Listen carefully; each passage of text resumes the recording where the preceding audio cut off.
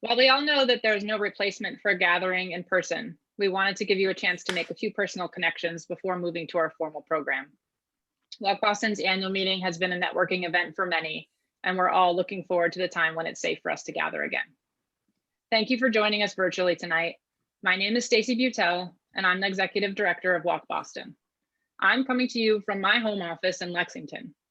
Like you, our staff is beaming in from multiple locations, including Althea from Winthrop, Leanne from Boston, Wendy from Cambridge, and Brendan from Framingham. Bob will not be joining us tonight as he is in the hospital recovering from non-COVID related health problems.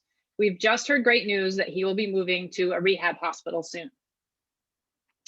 Brendan and I will be the only staff members speaking tonight to make transitions simpler, but if you scan your Zoom window and see the orange backgrounds, you can find our staff and many of our board members. You will also see that WalkBoston staff will be active on the chat during tonight's meeting, providing you with resources and encouraging donations. So keep your eye on the chat as the meeting continues. As many of you know, WalkBoston said goodbye to Old City Hall in November. We're committed to having a physical office space again someday and continue to meet virtually and gather monthly for socially distanced walks in the meantime. Our walk audits, one of WalkBoston's most effective and popular community engagement tools, are also virtual now. With more people walking than ever before, we could not hit pause and wait until it was safe to gather again. We've conducted 4 virtual walk audits since the pandemic began and have many more planned as the weather warms. Furthermore, we're pursuing an opportunity to capture our process in a video tutorial so that others may conduct audits in their cities and towns. Even during COVID times, WalkBoston was able to secure support for 2 new programs. With support from the Solomon Foundation, WalkBoston and Mass Inc. are partnering on a project that's examining the connection between walkable, transit-oriented neighborhoods, stable social infrastructure, and pedestrian safety in several gateway cities. The overarching goals of this project are to empower residents to win implementation of street-level changes in their neighborhoods and to forward policy recommendations that will lead to funding of infrastructure improvements in the Commonwealth's gateway cities. Our second program is in part with funding and project support from the Jillian Rennie Stepping Strong Center for Trauma Innovation at Mass General Brigham. WalkBoston has begun working with Greater Boston's Level 1 trauma centers to engage them in pedestrian injury prevention. We will work with staff and researchers from the center to implement a training program that gives staff the necessary tools to pursue pedestrian safety improvements as a component of their injury prevention efforts, with hopes of laying the groundwork for national efforts. We also made our first new walking map in a couple years for the town of Middleborough. Located on the Middleborough-Lakeville commuter rail line, Middleborough has a rich history with New England's cranberry industry and is still home to the headquarters of Ocean Spray Cranberries. You can use our new map to check out the historic commercial district full of many buildings with rich architectural heritage. COVID-19 has challenged us to reimagine how we engage our community partners in our age-friendly walking work. Thanks to the flexibility of the Tufts Health Plan Foundation, WalkBoston staff pivoted from in-person community work to leading age-friendly walking workshops on national and state platforms, disseminating actionable strategies for working on safer walking for people of all ages. In collaboration with our state partners, including the Massachusetts Healthy Aging Collaborative, the Executive Office of Elder Affairs, and the Massachusetts Municipal Association, we've developed 2 guidance documents to help stakeholders prioritize built environment and policy change strategies to support age-friendly walking. As always, WalkBoston remains deeply involved in several ongoing pedestrian advocacy efforts in Boston. These past 6 months left us frustrated but determined in the fight for an at-grade solution to the I-90 Alston project, flabbergasted at the current status of the Northern Avenue Bridge reconstruction project, but pleased with the options for the Arbor Way redesign. We continue to testify at Boston City Council meetings, most recently, focused on pedestrian safety and snow removal policies. We are an active member of the Vision Zero Coalition, where we partner with other advocates in the collective fight for safer, more equitable streets in the greater Boston area. I just want to pause here and recognize that the city of Boston has a new mayor, Mayor Kim Janey. Mayor Janey is both the first woman and the first person of color to be the mayor of Boston. We look forward to working with her and her administration. Congratulations. Our policy and statewide work keeps us busy as committed members of the Transportation for Massachusetts Coalition, participating on the policy, transportation justice, and communications committees, and most recently in the Transit is Essential campaign. And we will be re-engaging with our Walk Massachusetts network members, over 30 walking, public health, and active transportation groups across the state, with a panel discussion on all things speed, which is planned for late spring, early summer. In the middle of the pandemic, we decided what better time to start a new fundraising strategy. We launched a new WalkBoston event, the Beat the Bay State Team Challenge in November of 2020, and we were amazed at its success. We had over 450 people participate, walking, running, or rolling, a total of 37,509 miles. There were 31 teams competing, and we raised $25,000. Thank you to all who participated, sponsored us, bought our Beat the Bay State gear, and donated to support our work. We will be hosting a second Beat the Bay State this November and have even bigger plans to expand the competition to include an in-person 5K if it's safe to do so. WalkBoston is actively working to make anti-racist strategies and mobility justice central to our mission. We worked with a consultant to lead the staff and board through an internal racial equity training in order to help frame our upcoming strategic planning process and to move us towards intentional organizational actions. As a board and staff, this training gave us the shared language and understanding we need to center and lead with racial equity in our work. We have just begun our strategic planning process with a kickoff meeting last month. We will be working over the next 6 to 8 months to evaluate our priorities, build our program and advocacy initiatives around our commitment to anti-racist strategies, and answer the big questions that we plan to address in the years to come. A few announcements related to WalkBoston's board.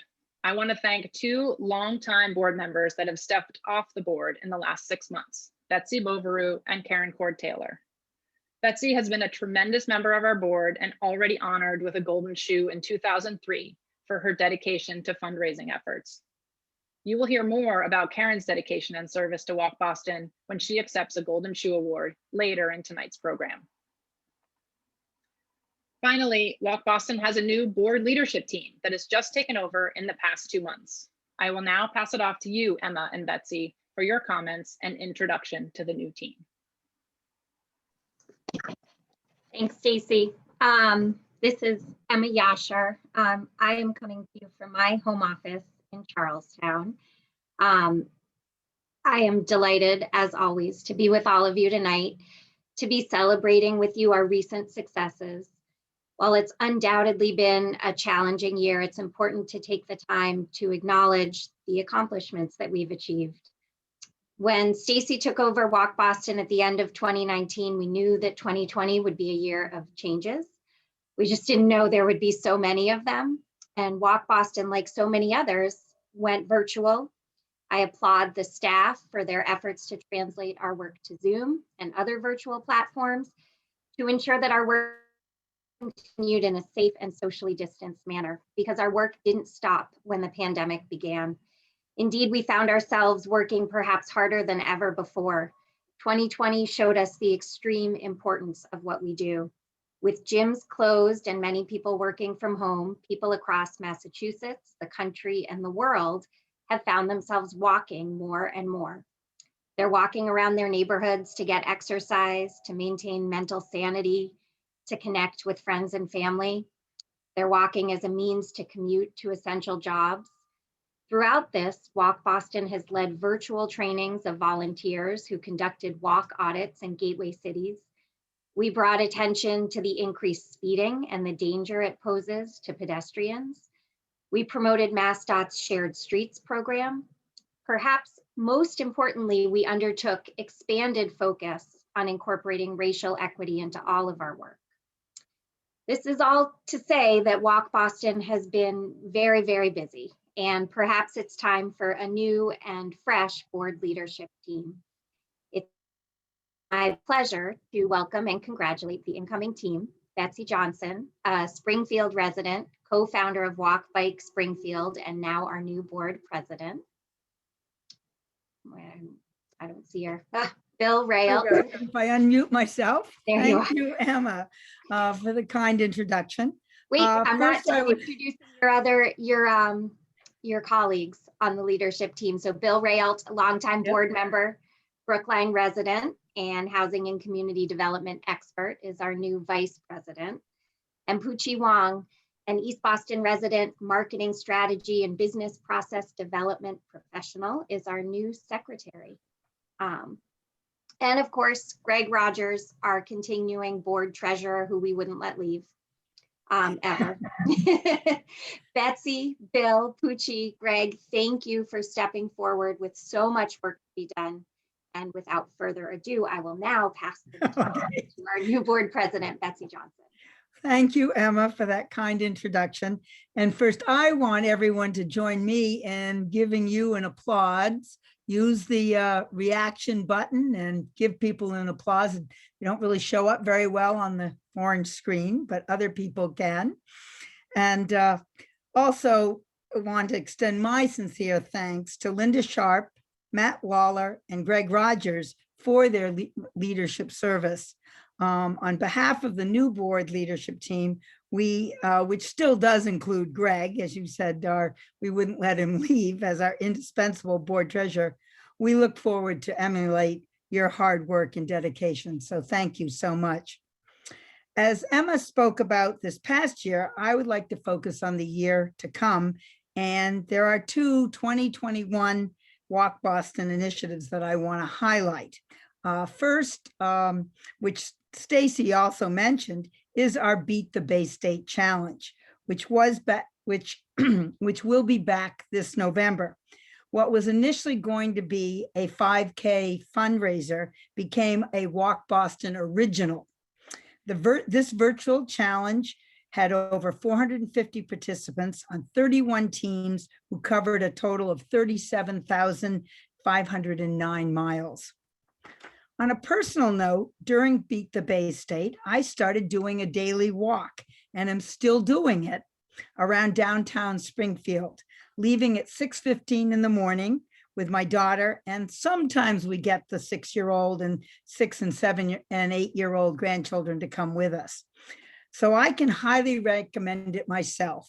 And this year, I hope we will have twice as many teams, including many teams from our Walk Massachusetts network communities. So Springfield is issuing a challenge to all you other communities out there. So special thanks to the Tufts Health Plan Foundation, who was the main event underwriter and helped Walk Boston raise the $25,000. We are also most grateful to you who are here and all of the other wonderful foundations, corporations, and individuals who support our work throughout the year. We couldn't do it without you. The second initiative, also mentioned by Stacey, is our current strategic planning effort to outline our priorities for the next 3 years. Importantly, we are working with the same consultant who led the board's recent racial equity training. So this updated plan will reflect our commitment to racial equity. Finally, Walk Boston's strength is all of you who are attending this virtual celebration and the financial support many of you have provided in the past.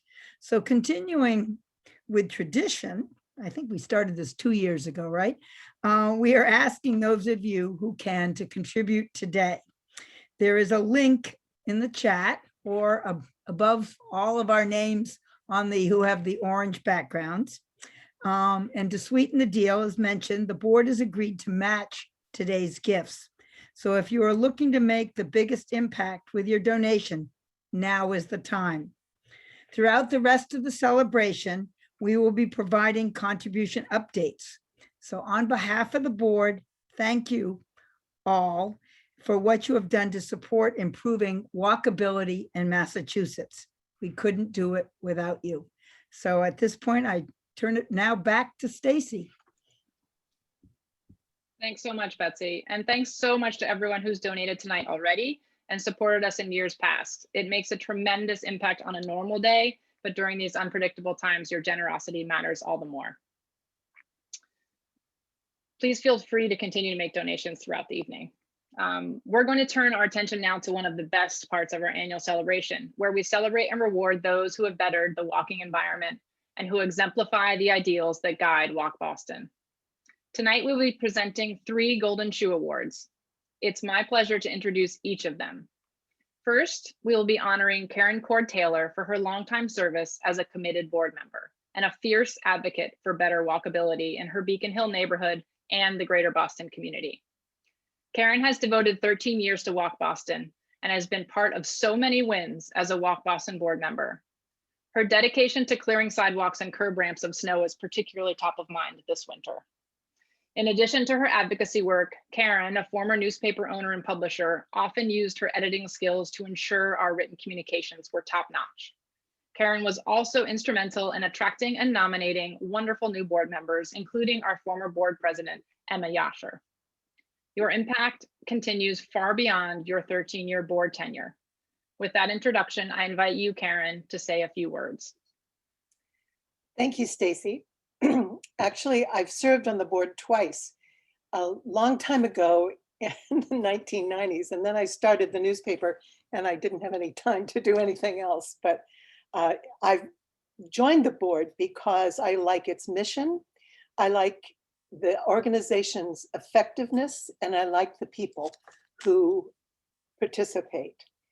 Its mission of promoting walkability supports the communities that need it badly, because walkable communities are healthier economically, socially, culturally, physically, civically, medically.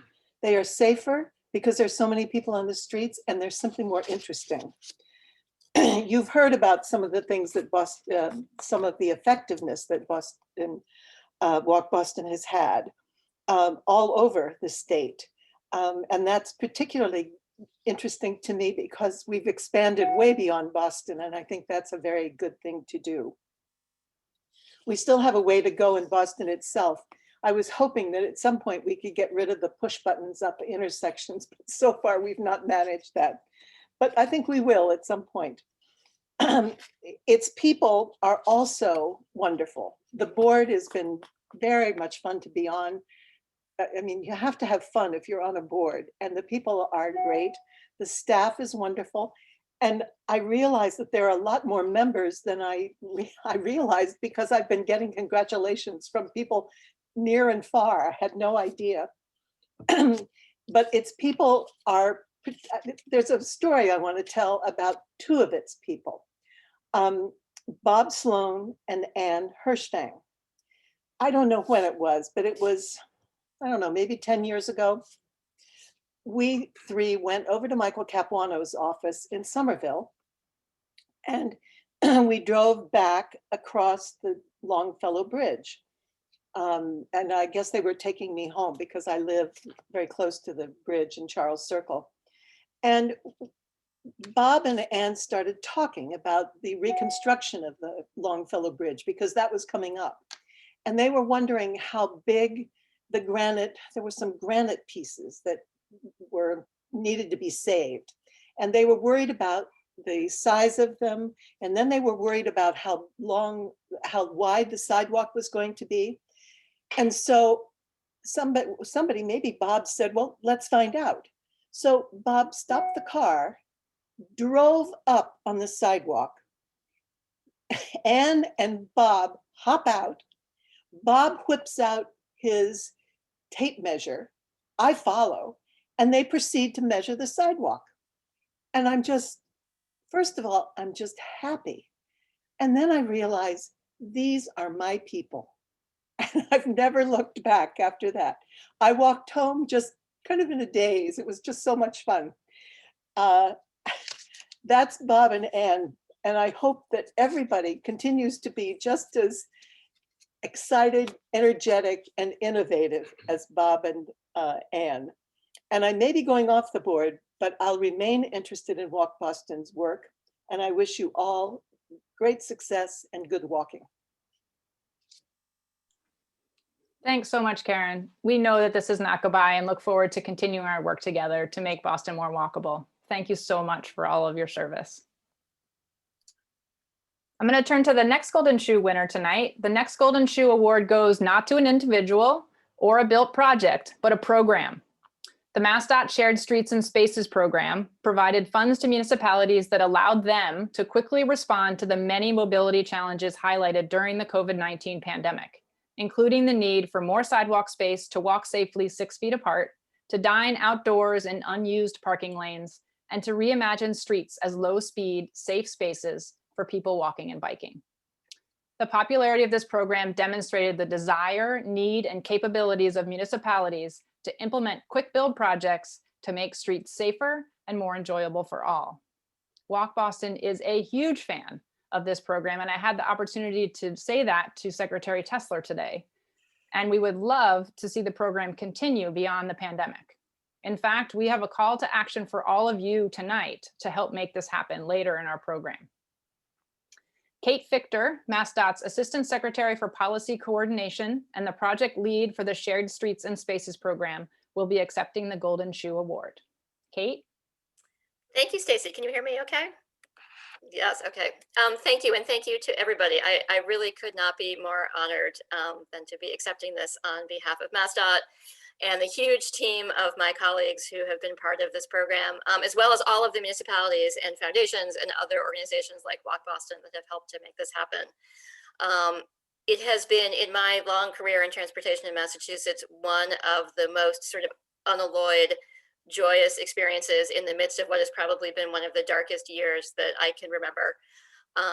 It has been something that has really helped to bring us together. It has strengthened our relationship with municipalities. It has really demonstrated, as Stacey said, that there's huge untapped and unmet demand for better walking, biking, and transit facilities all over the Commonwealth. And one of the really great things about this program was that it has appealed seemingly to every municipality, all sizes, shapes, kind of urban fabrics, all sorts of things. And that has been really, really nice to see. And I did a little dance when Stacey called me to say that we were getting the award, because in our world, it really is like getting an Oscar. And as Karen said, I too was surprised at all of the emails and texts that I got right away, which just showed to me how big the reach is of WalkBoston, and also that people open your emails immediately, which is not true for a lot of the emails that people get. So I just wanted to say in closing that WalkBoston has been part of my life, both as a person and as a professional, since joining the transportation world in the mid-90s in Boston. And Anne was actually one of the first people to kind of take me under her wing. So this is a wonderful full circle to be making.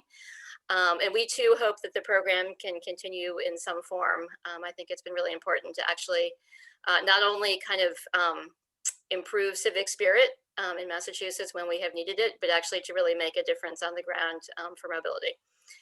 So thank you again, and we look forward to working with all of you on this and other things as we go forward. Thanks so much, Kate. As Kate mentioned, we also wanted to thank the Barr Foundation and the Solomon Foundation specifically for not only funding technical assistance to municipalities, but also for helping lead the program outreach to ensure that all municipalities had capacity to apply regardless of local resources or expertise. That is a huge key in making this project so successful, we think. So thank you for that. Finally, our last Golden Shoe Award tonight goes to Frank Carro. Frank died unexpectedly in October of 2020. He was an extremely dedicated Brookline resident, determined to make streets and spaces more hospitable to older adults. As the founder and co-chair of the Brookline Community Aging Network, Frank ensured that the needs of older adults were more integrated into the life of the town. His work earned Brookline an age-friendly town designation by the World Health Organization, the first town to do so in New England. In addition to Frank's age-friendly work, he founded the Brookline Pedestrian Advisory Board, which continues to conduct research on pedestrian activities and needs. Some of the board's projects included sidewalks on Longwood Avenue, audible signals along Beacon Street, and an inventory of hedges interfering with pedestrian space on sidewalks. Carol Caro will be accepting the Golden Shoe Award on Frank's behalf. Carol? Thank you. I want to thank WalkBoston for honoring Frank in this way. He would be very pleased. Pedestrian safety and was one of those big things in his life. I want to thank Anita Johnson, one of your board members, who wrote the beautiful introduction about Frank that was on your website for a while. The other person I can't not mention is Bob Sloan. Bob is also a Brookline resident, and Bob and Frank teamed up together and worked on a lot of projects. One, I remember that I had no idea what the two of them were doing, but they were out on Harvard Street with some kind of gun measuring speed of cars. And so they were great companions in all of this. I think one of the other things that a couple of you have mentioned in your talks tonight is over 10 years ago, Frank set up what I used to refer to as the snow groupies. And what would happen if there was a snowstorm, Frank would alert this group of people who worked with him, and they would be out inspecting streets in the business area 3 hours after snow had stopped falling, because the businesses are required to have their sidewalks shoveled. And if they weren't shoveled, Frank had taught them all how to use their smart cameras and photograph it and send the information to the DPW in Brookline to make sure that these businesses got their sidewalks shoveled. That was just one of the many pedestrian things. His last big thing that he did was the implementation of benches along Beacon Street and along Harvard Street. I used to say to him when we would walk we lived in Coolidge Corner and we walked to St. Mary's, I'd say, you know, all those people who shop at Whole Foods, they have to carry all their groceries back home and they need a bench to rest along the way. And so Frank got all involved in this, and now there are benches all along both sides of Beacon Street. So I thank you again in honor of Frank. I look forward, my grandchildren are coming next week from New York, and I'm sure they will be delighted with the Golden Shoe. Thanks so much, Carol. Frank was so well known to the WalkBoston board and staff, and it's an honor for us to remember him in this way. And thank you so much for joining us tonight. Thank you to all the Golden Shoe winners for your great work that each of you do. The work that each of you do is what keeps us motivated and inspired to keep working on walking in Massachusetts. Before I start introducing the panel, I wanted to recognize Chris Osgood, the new Chief of Staff for Mayor Janey's administration. So Chris, thanks and welcome for joining us on such a busy day. So at this point, I'd like to turn now to our featured panel discussion, during which 4 experts from across the US will address the topic of what's next for walking advocacy. Rather than read you each of their bios, which staff are putting in the chat now, and are also in our annual report, I'd like to tell you why we chose them. Dr. Tracy Corley, the Director of Research and Partnerships at the Conservation Law Foundation, has an accomplished research brain that likes to examine questions about why neighborhoods work and how walking, biking, and transit can empower all people to achieve success and happiness in their lives. She will offer some policy and legislative ideas around economic recovery and transportation equity in Massachusetts in the wake of the pandemic. Mike Mcginn, the Executive Director of America Walks, also an executive director who took over during a pandemic. It's pretty fun, isn't it, Mike? Has been watching and shaping the conversation about the need for more space to safely walk during the pandemic, and is truly optimistic about a paradigm shift from car culture to a healthier transportation future. Alex Train, the director of the Department of Housing and Community Development in the city of Chelsea, one of the hardest hit places for COVID infections in Massachusetts, will discuss how shared streets and walking have been part of the recovery and equity conversation in his city. And Jody Medeiros, the executive director of Walk San Francisco, will bring a peer advocate's point of view to working with and influencing the actions of a municipality, including taming vehicle speeds and supporting shared streets programs, and will share some successes happening on the West Coast. To set the stage for our discussion tonight, I'd like to share briefly what WalkBoston has been focusing on over the past year. We're thinking hard about the ways in which we can maintain the momentum of walking advocacy, make permanent the actual space gained on our roads, and to lift up efforts in the quest for mobility justice in Massachusetts. Since the pandemic hit last March, WalkBoston's work has revolved around 4 core issues: racial equity and safety in public space, shared and healthy streets programs, speed management during and post-COVID, and Main Street resiliency. We've shared these themes with our panelists who will talk about them in their comments. So with that context, let's start with Tracy and Mike. So Tracy and Mike, here's your question. As you think about the role of walking in COVID recovery, what changes in policy or legislation do we need, or opportunities do you see to keep our streets safe for all people walking and to support local Main Street business survival? Tracy, we'll start with you and would ask that you speak from a statewide perspective, and Mike will ask you to respond to Tracy's comments, but through a national lens. Tracy? Thank you so much, Stacey. And I just want to say it is fantastic to be here, and I have enjoyed supporting WalkBoston and look forward to just more of your great work across the state. Thank you. So whenever I think about some of the policy changes, I just have to start first with the high level and say, one of the things that the pandemic has done is, of course, expose just all of the disparities that we have, you know, whether it be geographic inequities or racial inequities. The key issues that we knew were already there were just tremendously magnified. And so one of the key things that we have to think about moving forward is changing the role of public policy. A lot of our public policy has been focused in on economic development, on economic growth, on economic improvement. But we have shown that that doesn't always translate to public health and environmental health and neighborhood and community improvement. And so I think from a big picture standpoint, that's where we really need to start. And one of the key measures of kind of understanding the health and well-being of a community and its people starts with looking at some of the key indicators, one of which is walkability. How walkable or livable is a community? And so what I see kind of moving forward in the public policy realm is a stronger focus on environmental justice to ensure that we're focusing first on those communities where they have the least resources for improving the state and well-being of their communities, and making sure that by starting there, we're able to tackle a lot of the other public policy issues. Another thing that really comes up for me is around the interconnectedness of public policy issues and concerns. We've had a long history, and this is just the way that we work as humans, is that we like to categorize and compartmentalize as much as possible. But I think, I'm not sure exactly in which conversation it came up, but single issue advocacy is dead.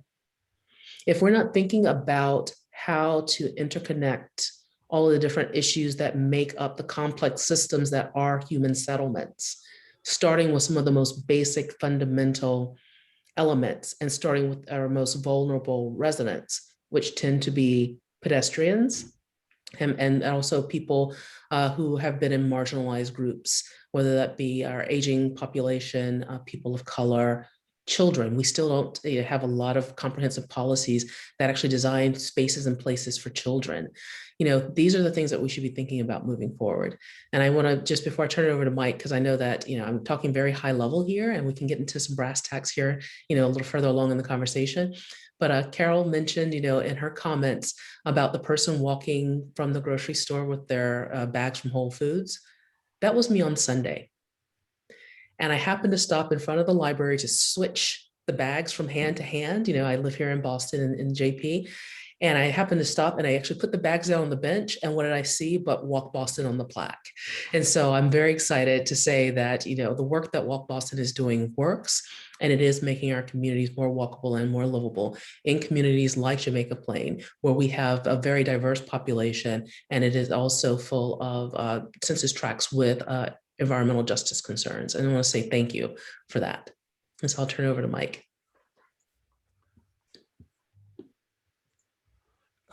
Thank you. And it's really great to be invited here as well. And the first thing, the single issue advocacy is dead, is really something that people should take away from this. You know, my path to advocacy came through the Sierra Club, where I was very deeply concerned about the environment. It came out of my neighborhood organization. I wanted to get actually just moving to a street that didn't have sidewalks and trying to get them. And the deeper I got into politics and the deeper I got into the issue of climate change, I realized you had to deal with land use and transportation. You can't get there from here without dealing with the amount of emissions that come from our transportation system. And when you look at land use and transportation, you're looking at racism in America. So much of how our system is designed has its roots there. And really, almost in a city, almost every issue goes through issues of race and social justice. You can't go around them. You can't try to avoid them. You have to address them. And so that was my own path to advocacy. And I now see it's really fascinating. So if we go up to a national level, Biden's first 4 priorities that he named were COVID response, economy, climate, and racial equity. And how do you get solutions that hit all 4? And as we know, all of the people in this room know, we have a whole host of arguments about why walkability and inclusive, accessible communities with, activity-friendly routes to everyday destinations and ample housing is great for COVID response. It's great for the economy. It's great for climate, and can be part of a racial equity response, although it's not the whole response. It's not physical infrastructure. We also have to change the way in which we relate to each other, how we police our streets, jaywalking and fare evasion enforcement and helmet laws and all the like are now being called into question now. So all of these issues, so yeah, single issue advocacy is dead. If you're going to be a good advocate today, you have to look at all of these things. Now, the next thing is this is in Biden's agenda, and we have a Secretary of Transportation who goes by his first name, Secretary Pete. He's almost a celebrity here, and he's saying all the right things. How do we remove highways that devastated Black neighborhoods? Talking about how we have too much asphalt in cities and have to remove some. Calling out racial disparities in pedestrian deaths and injuries, highlighting the need for transit for people to access COVID vaccines as well as work, that it's not just an alternative, it's an essential thing. And he's a mayor who himself changed the streets of downtown Boston. Now, Stacey said at the front end that, I'm optimistic. I guess I'm perpetually optimistic because I'm always doing the work. But I have a couple of observations. One is that these ideas did not just spring out of Biden's and Pete Buttigieg's head, right? This is part of a really much larger cultural backdrop. And I mentioned already, how we build our communities is against the history of America. And car culture is another big thing we have to deal with. And 20 years ago, 15 years ago, a lot of people in this room have been working on this stuff a long time. To think that we would actually have these things at the top of the national agenda for the first time feels really amazing. So that is, in fact, there are opportunities here. And whether it's the reauthorization of the transportation bill, whether it's the next stimulus package, we're working to get the Manual of Uniform Traffic Control Devices, the most important pedestrian safety document you've never heard of. Probably the people on this call have, but the public hasn't. Prioritizes car movement over people walking or in wheelchairs or seniors or kids on bikes. And even Pete Buttigieg has noticed this advocacy. As I said, none of this stuff sprang out of their heads. It happened because there were people at the grassroots level, people in communities making their arguments to other members of their community. So, this is a really important point. America Walk's mission is to support local advocates. If it were merely the case of having the best policies or the best arguments, I thought the end of the planet's atmosphere as we know it would win the argument. It doesn't win the argument. So it's more than that. We're involved in changing American culture, and that happens literally on street corners and living rooms and coffee shops and Facebook and Twitter and all the other places. And that is the work of local advocates, which America Walk supports. The other thing I want to say is we've all seen how this debate plays out in the urban arena. The mayor, and I was one of them, who shows up to say, look, we really need to rethink how we use our streets. It's time to have some more bus lanes and bike lanes and more room and open streets for people. There's going to be a backlash. This is now what's happening at a national level. And so Fox News and the right wing has already been covering Dr. Seuss, and cancel culture. We think bike lanes are going to be next, folks. And, we're going to hear how anything other than big wide highways are a frivolous expense and are somehow or another an attempt to negate our very Americanness. So you all here are going to be called on again. And the work that you are doing at the local level in those conversations is, just like it has elevated those issues to the top, is what's going to change the national debate. It may not feel that significant, the conversation. People talk about the conversation happening in DC. The ones that matter are the ones that you have in your communities. We all have in our communities. It's gotten us a certain distance. We got a lot more to do. So those are my thoughts from the national perspective. Mike and Tracy, thanks so much. It's as if we practiced it, because you segued right into the on the ground efforts that I wanted both Alex and Jody to talk about. So thank you so much. And again, you'll both get a chance to talk later on and ask each other some questions. So I'm going to turn now to Alex and Jody. I'd like to ground these larger policy and legislative discussions that both Tracy and Mike started to the city level, and the on the ground efforts that both Alex and Jody have been instrumental in achieving for walking in their cities. So to Alex and Jody, as you have seen the implementation of shared streets programs and Main Streets recovery initiatives in your cities, what has worked? Who has benefited? And what ongoing support do people need to continue these programs in the future? We'll start with you, Alex. Thanks so much. So I really appreciate the invitation to join everyone this evening. So my name is Alex Train, and I'm the Director of Housing and Community Development with the City of Chelsea. So as many of you know, the City of Chelsea has been the epicenter of COVID-19 in the Commonwealth. Throughout the pandemic, our residents have experienced a magnified level of economic, racial, and public health inequities that have resulted in an exceedingly high incidence rate of COVID-19, really sharp economic impacts, and irreparable public health and mental health effects to families and households all across the city. The story of Chelsea and transportation in Chelsea mirrors kind of the story of public health planning, and we see a lot of intersectionality with it. But I think for us on the ground, where our approach really starts with a recognition of the history that has spawned the inequities that we are now grappling with and that are now plaguing our residents disproportionately, particularly residents of color and households that are not legal immigrants or may not have legal status. But we have seen sort of the interconnectedness of race, equity, and transportation as really unmistakable.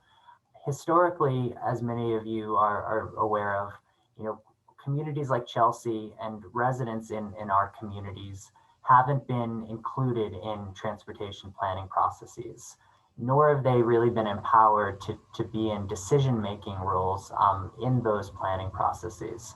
So as we've rolled out quick, actionable solutions through the Shared Streets program, as well as other multimodal infrastructure improvements, we've really centered our approach on addressing the disparities that history has spawned.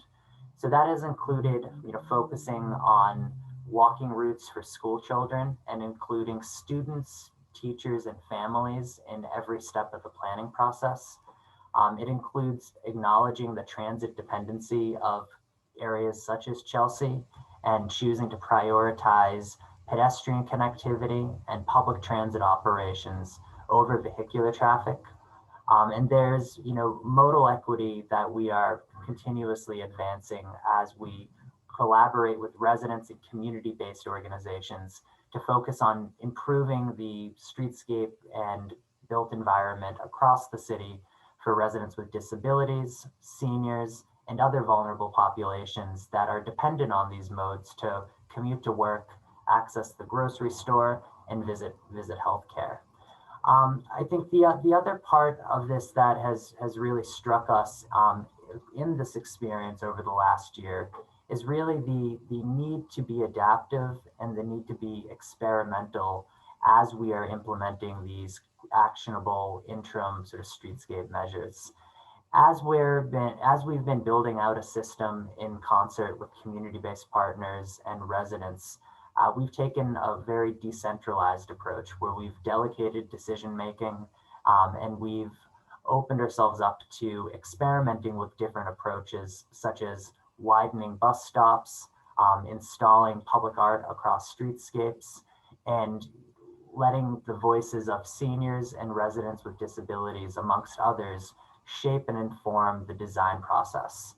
So I think that this is often lacked in transportation planning across the state and across the nation, but we see it as an integral factor where we are the sort of technical experts that serve to support, while residents and communities that have been historically disenfranchised are in leadership roles guiding sort of the trajectory of our projects.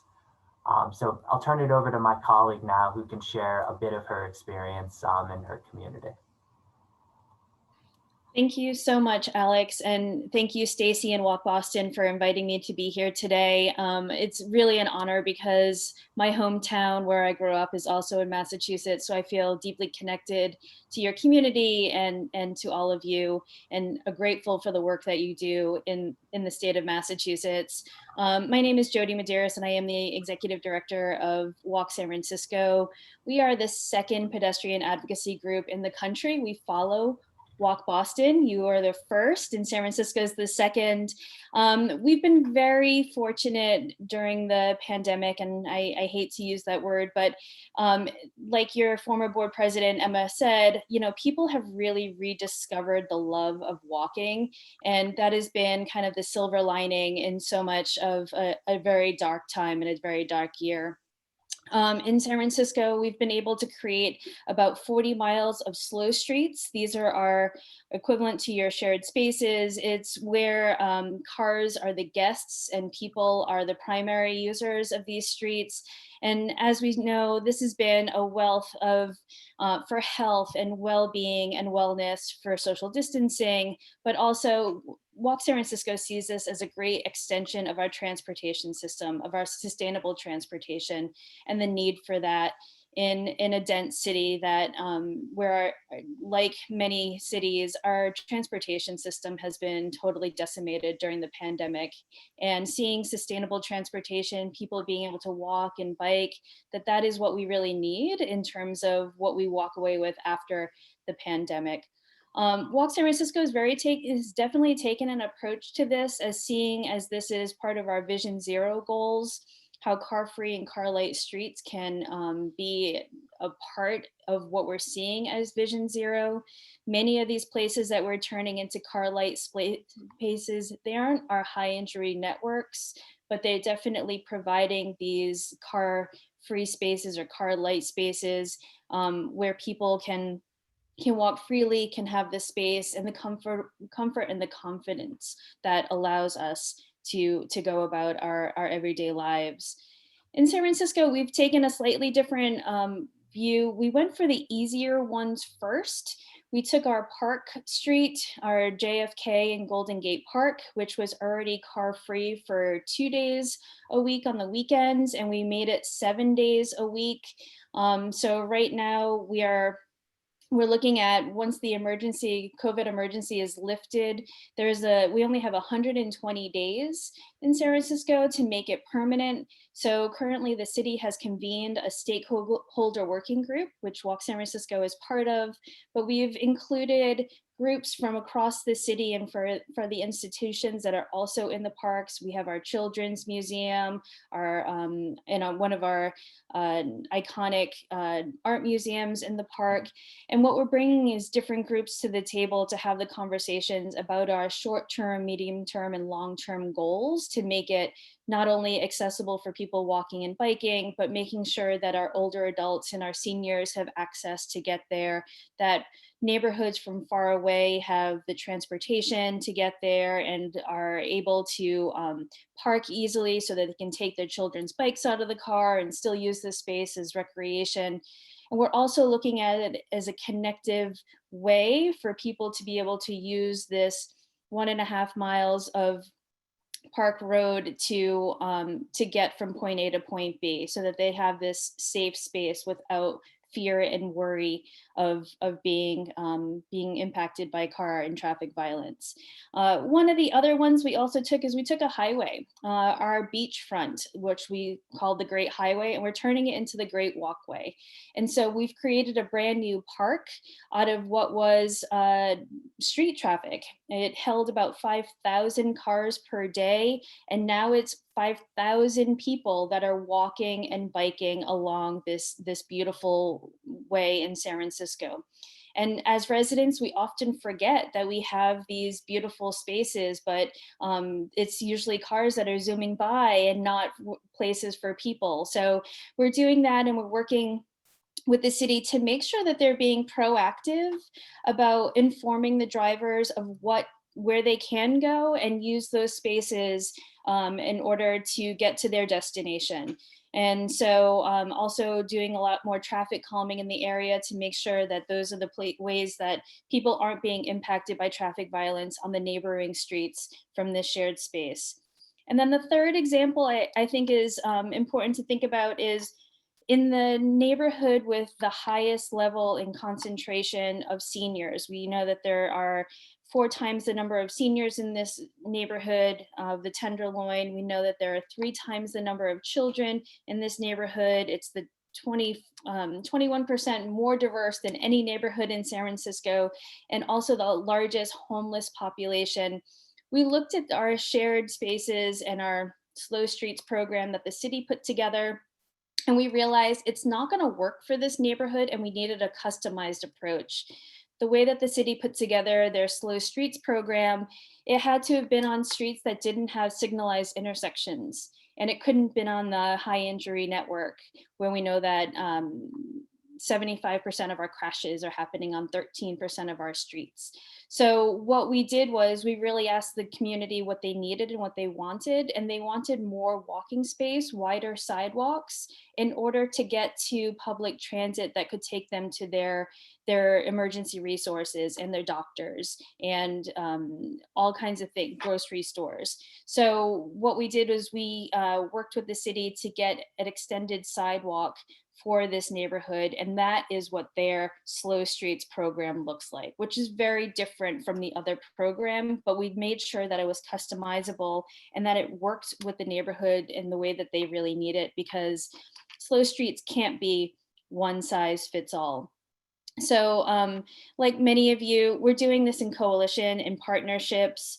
There are task forces and stakeholder working groups, and having the conversations and asking the people that are most impacted, and making sure that we're not doing this without community input and without really making sure that this is going to work for the neighbors there and the people that are coming and enjoying these places.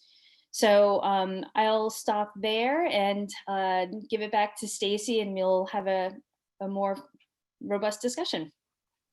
Thanks so much, Jody. And thanks to Alex too for your insights on the city specific work that both of you have been doing. I just want to take a minute to acknowledge the time. So it's about 10 minutes after 6.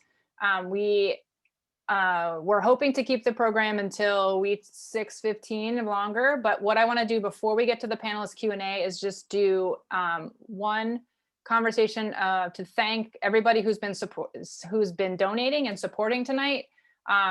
Between tonight's donations and the registrations, we've raised close to $9,000, which does not include the matching pledge. So please help us keep momentum going, and give if you're able. I also want to make sure that all of you remember that we're going to be asking for a call to action later tonight. So please stick around, and after the panelists talk about ask questions of each other, Brendan is going to explain to you the call to action that we have around the shared streets and spaces in Massachusetts. So please hold on. At this point, I would like to give the panelists a chance to ask each other questions. So it can be either a question you had before the discussion began, or something that you might have heard tonight. And I don't know, Tracy, if you would like to start us off. Sure. I want to say thank you to Alex for kind of raising the question of making sure that we're doing community-led and community-centered planning. And that is something that's also happening right now in research, that when it comes to informing public policy research, focusing in on community, citizen science, community-led research initiatives, some of which we're doing in Chelsea, as well as other communities across the state through CLF. But I wanted to ask of both Mike and Jody, both of you, I know Mike, I knew you when I lived in Seattle as mayor of Seattle, and then Jody, you're in San Francisco now, one of the places I would escape to whenever I wanted to get away from Seattle when it got too dark and gloomy during the winter. I want to learn a little bit more about what types of ways you're addressing some of the people who are living in what's historically been known as the sacrifice zones, the places where the pollution is dumped and where the sidewalks aren't. You know, kind of what has been happening to have them lead some of the conversations, both in terms of activism as well as in public policy.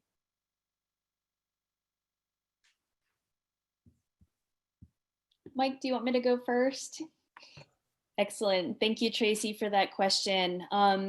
We are bringing everybody to the table as best as we can, a virtual table as we are navigating the Zoom and the pandemic. We're bringing together folks to talk about everything from what compliance with traffic laws look like. We're bringing people together to talk about how we can make sure that these places and these slow streets are actually working for them. Do they have other recommendations for where these streets should be because it would work better in the network? We're also doing lots of polling and trying to put surveys out and really get in front of people to ask as many questions as possible. And we're working through our partners and our stakeholder groups to disseminate this information. We feel that the city needs to hear from the general public on what works and what doesn't. And from there is how we're really navigating how to take these things from temporary to permanence. We imagine that for Vision Zero and for the Vision Zero action strategy that we're building right now, that slow streets, and we've put a stamp in the stand that says 50 miles of slow streets and car light spaces is our goal for San Francisco in the next 2 years. And this is going to take a ton of political pressure and community speaking up to really say that, yes, this is what I want, because otherwise we're going to go back to the old normal. And we don't want to have 3,500 people in the last 5 years severely injured and going to the hospital, and over 200 people killed just because they were going about their daily business. So it's taken lots of education and mobilizing and making sure that voices are knowing that this is really happening right now and their voice matters. So I'll give an example, you know, from when I was mayor. One of the things we did was we hired people from the affected communities themselves to construct the outreach when they were giving us feedback. We called it principal outreach liaisons. And lots of times, you know, governments or nonprofits will ask people to volunteer to do the outreach to their community, and you really need to pay people. So that's one thing. You know, at America Walks, I've been in the job 8 months, and one of the things I want to do is really get a deeper understanding of who are all the local advocacy groups out there. Obviously, WalkBoston and Walk San Francisco are known, but we need to find more groups like, you know, Mattapan Food and Fitness, which worked on the Neponset River Trail, like really identifying the most local groups. They may not be funded, they may not have staff, but they exist. Another way we do it is we have something called community change grants. We only hand out about 15 a year. That's what we have funding for. And actually, Solomon Foundation funded one in Massachusetts as well. And these are $1,500 grants to community-led groups. So we try to target those grants to where it'll have the most impact. Not the last 1,500 for a well-funded project, but the first 1,500 that might actually help activate a small local grassroots group in a Black or brown community, you know, to create some change. If anybody wants to join the, oh, I'm sorry, I can't do that here. Okay, those are two things we do. I'll throw a question at you, Tracy. You know, if single issue advocacy is dead, and I get this a little bit in responses to our newsletters, why can't we just talk about walking? Walking is universal. Why do we have to talk about all these other issues? How would you help? How would you advise people respond to that type of response? Well, you could just talk about walking, but you have to think about how it fits into the bigger picture. That would be my response. And so I think that that's where it's coming down to the process of dividing and conquering. That if you're not talking about walking in the context of how it affects housing development, how it affects transportation planning, and how it affects access to food and to healthy food, access to clean water. If you're not thinking about those things, then all of a sudden you start putting in remedies.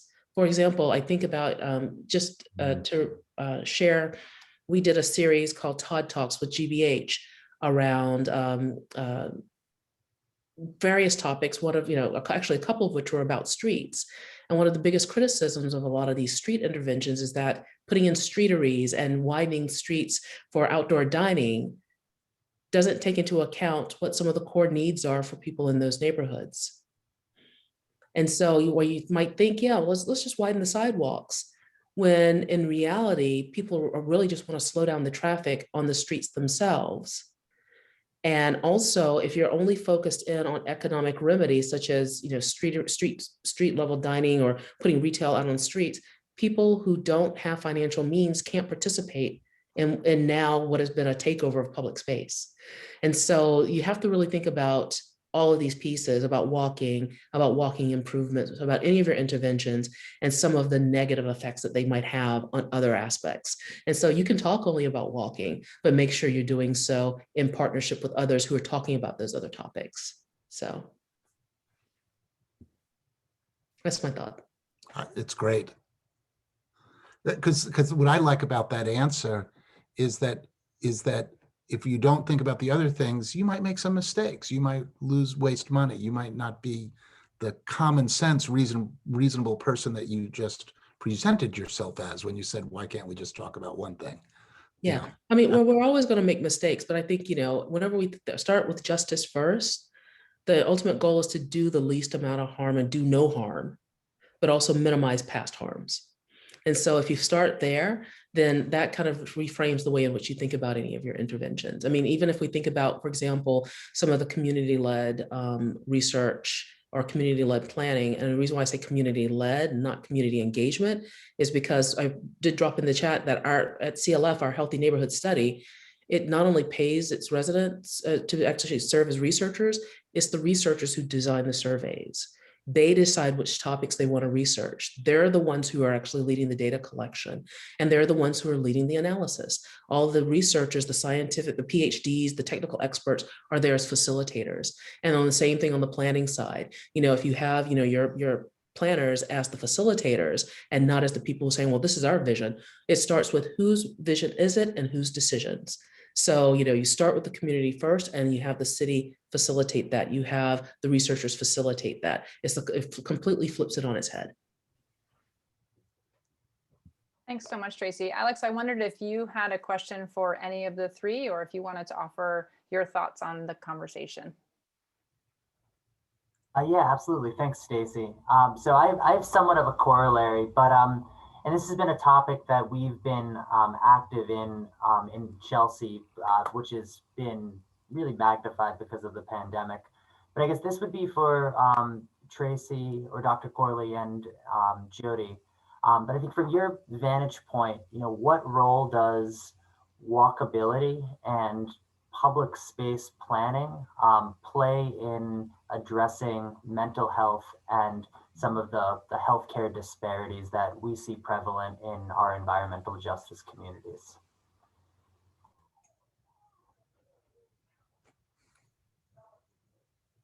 Tracy, do you want me to, Dr. Corley, would you like me to go first so that you can wrap it up? Because I have a feeling that you're going to have the best wrap up ever. Probably not, but you go ahead and go first. I've done a lot of talking. Thank you.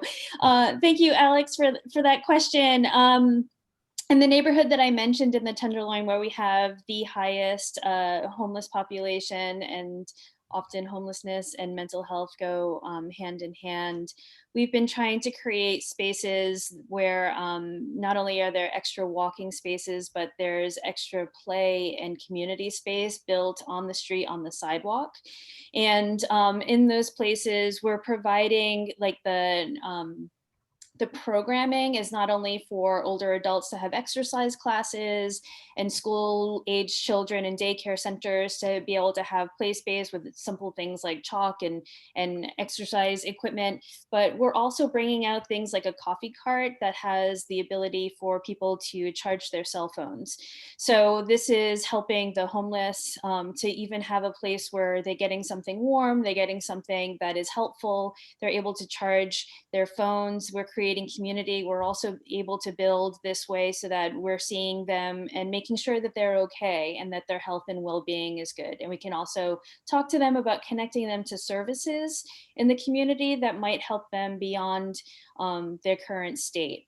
So this is one thing that we're working on and helping foster in the neighborhood. Walk San Francisco is not leading this, it is our partners, but we've been the ones that have been there to help get the permitting for this extra space on the sidewalk for all the programming that the community most needs. And off to you. Thanks. And those are all, I mean, great points, because they were all things that I was thinking of, and I was trying to think of, how to like really summarize this. And actually, this goes back to a project that I was doing with WalkBoston when I was at Mass Inc. and talking about social infrastructure. And for our audience who isn't familiar with Eric Kleinenberg's book, Palaces for the People, it really speaks to how the way in which we plan spaces and people's ability to actually travel safely within those spaces using a variety of means all builds what's called social infrastructure, which creates places for people to connect and engage in civic life. And so when cities are well designed and well provisioned, then that social infrastructure helps that city weather things like a global pandemic. In fact, Eric Kleinenberg, as well as other scholars, have used Chicago's heat wave as an example, kind of comparing neighborhoods as to how in some communities or in some neighborhoods, more people died than in other neighborhoods, even though they had very similar socioeconomic conditions, the demographics were all the same. And it was because of the connections. So as we look at the pandemic, I'm still very frustrated because, number one, I'm just such a lover of books. I'm still frustrated that the libraries are still closed, but restaurants are open. So how are we helping people connect and make connections? And so to answer your question, I think about what does the social infrastructure look like? Those are super, super important for ensuring that walkability and public space planning connect to people's physical and mental health and well-being. Because without having the human connection, which is the whole point of human settlements, reason why we have towns and cities is for people to be able to connect and to help leverage, resources so that you have a more robust place to live. Without that, you can't have that mental and physical health and stability. So. Thank you to all of you. All four panelists. It's been so wonderful and just talking about connection and the pandemic, the fact that we could bring all of you together tonight to talk to each of us from your different places and your different cities and your different perspectives is really a benefit that we've had while using Zoom, although we would really love to just have a cup of coffee with you.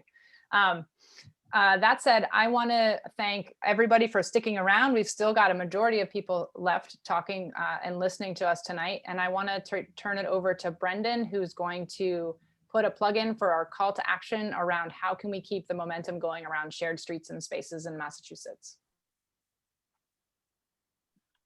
Great, thank you so much. Once again, thank you to all the panelists. We wanted to leave you with a call to action. So a meaningful way you can help make more of these great efforts that we heard about tonight happening and make more places go from pilot to permanent as well. We're hoping you take inspiration from not only the Golden Shoe Award winners, but from all our excellent panelists that joined us from near and far. Hearing that goal of 50 miles of slow streets and car light streets in San Francisco, that was certainly inspirational to me. So before we start rolling out more shared streets and spaces all over the place like we all want, we really need to take stock of what's already underway and celebrate those efforts. So in conjunction with tonight's Golden Shoe Award, we're rolling out a thank you effort, and we want you to take part. We've compiled all the MassDOT press releases. We put all those items into one list. So you can see all the projects that have received fundings through the Shared Streets and Spaces program. It's a list that you can sort by community. You can then read the project description, and that should be shared in the chat now. We encourage you to contact your local officials and public works and planning staff to let them know you like these programs and you want to see continued creative use of street space. And take advantage of this MassDOT funding. Support programs like this. This is fantastic. Make sure they hear how that program creates space for people to walk, bike, dine outside, and how these safety things are a real win for your community and how you or your neighbors will benefit. Let's be honest, they probably hear a lot of negative stuff all the time. So you letting them know how great this thing is could make their day. Let's do it. Let's do it. Copy us on your message, comments@walkboston.org. If you're not sure what to say, we also wrote sample email text. It's in that post that's being shared in the chat right now. So once again, let's say thank you. Like we have this great moment where these things are on the ground and people are finally seeing the opportunity that's out there. Let's take advantage of what's on the ground and make these pilot projects permanent. Thank you so much for being here, everyone. We look forward to seeing you in person soon.